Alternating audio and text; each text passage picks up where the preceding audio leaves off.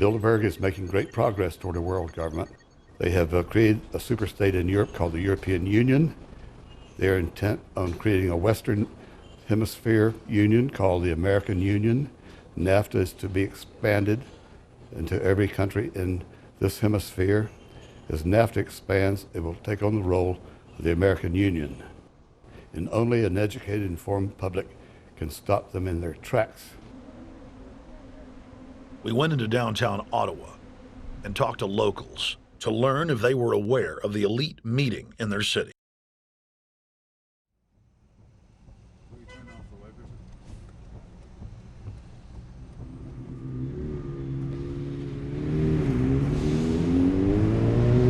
Hey guys, attention just for a second.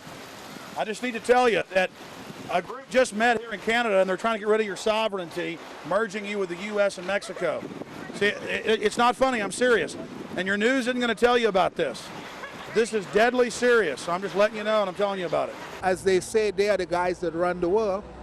They make the decisions for we, and we just carry it out. Sir, did you hear about the Bilderberg group meeting here in town, the 120 most elite people in the world? No. Hey, did you know that the elite's meeting here in town right now? Have you heard about it? The 120 crime bosses? None of you have heard of it? None of you guys have heard of the Bilderberg group? They're meeting right now. In the city, around 10% of the people were aware of the New World Order agenda. When we traveled to Parliament, close to half of the people we randomly spoke to were informed.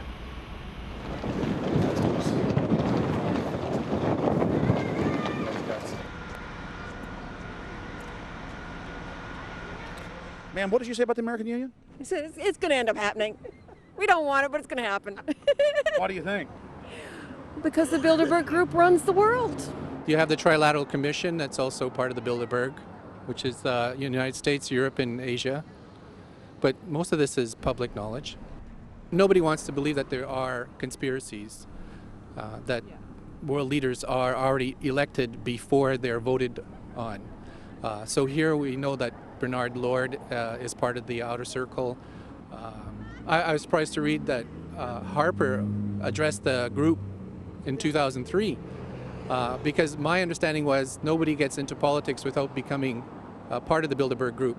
And then you find out afterwards that that is the case, that they have... Well, Bill Clinton went there in 91, George Bush Sr. back in like 85. And Blair, same thing. Who we think that we're electing as leaders have already been pre-picked for us, whether it's liberal or a conservative. They're already part of the group. They own all the horses in the race. They own the horses, and I understand that, for example, in the United States, it's a one-party system with two factions, though you think it's two different parties. Oh, it is, yeah. So it's like Bill Clinton constantly vacations with the Bushes, and they call him their son, and they actually staged all that in '92, and all that's come out. It's just all staged. They're not going to let trillions of dollars slip through their hands. The good news is people are waking up, though. When you read human history, when you study it, all you see is elites trying to dominate, subterfuge, Machiavellian backstabbing, and somehow in the last 50 years they convinced Westerners that the government's fine, can do no wrong, trust them. How did this happen? It's easy to lead sheep. I mean, people just follow. They don't want to believe these things will happen. No way, we'll just follow along with the norm. That's all. It's just makes it easier for everyone. What's your view on losing Canada's sovereignty? I like this country to stay as it is, and I love the United States to be there. Back in Austin, the capital of Texas, the public was frighteningly unaware of the nation's peril.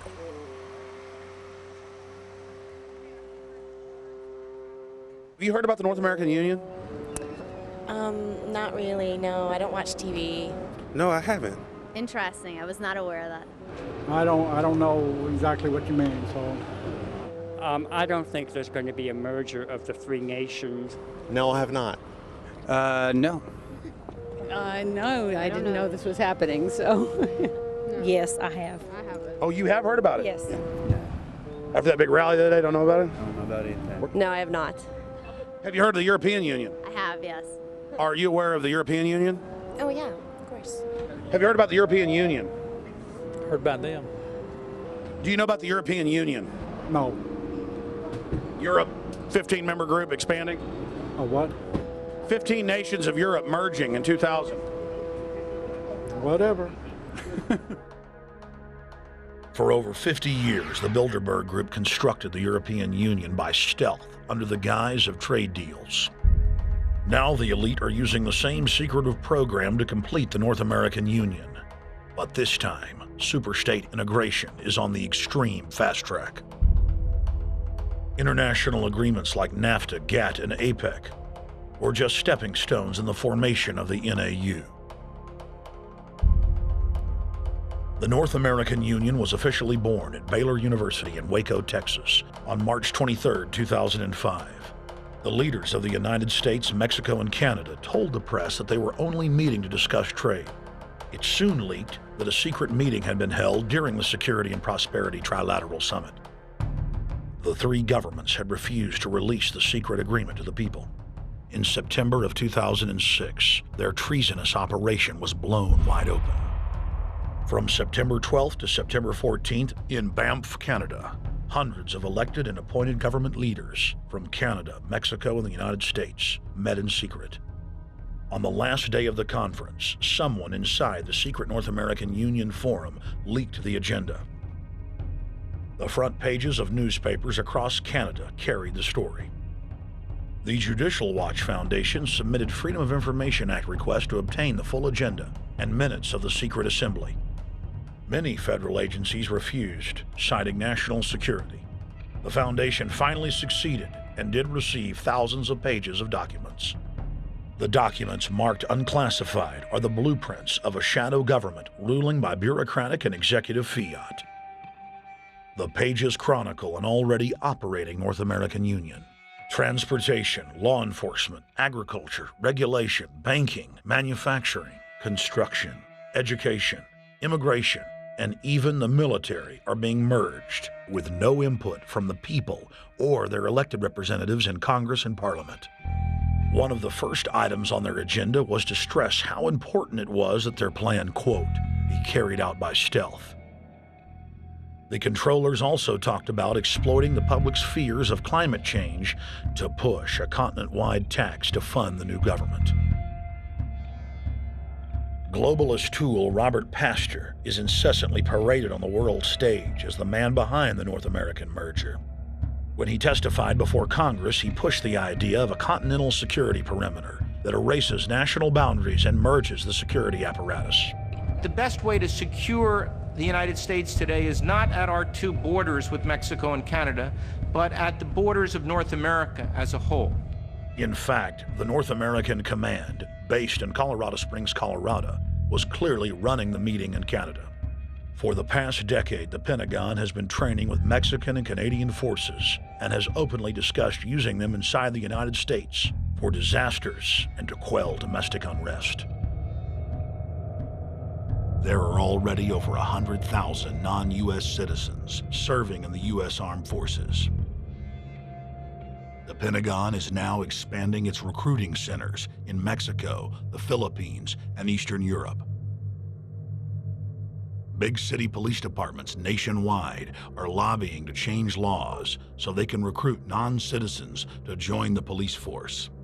What we are witnessing is a Red Dawn scenario in slow motion.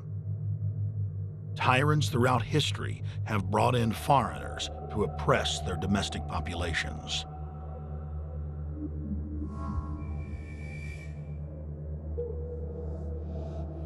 When their coup by stealth was exposed, the three governments went into damage control mode. The Security and Prosperity Partnership quickly staged a show summit that was held in Ottawa, Canada in February of 2007. It is the only way that we can achieve security and prosperity for our people is through this cooperation. We actually occupy one physical space, the North America. We've also had a chance as foreign ministers to talk about how we cooperate in the region and indeed in the world. Protesters who were upset about losing their countries and freedoms were not tolerated. A couple of weeks ago, an Al-Qaeda supposed. Whatsoever, the Security and Prosperity Partnership has been signed without any sort of parliamentary debate.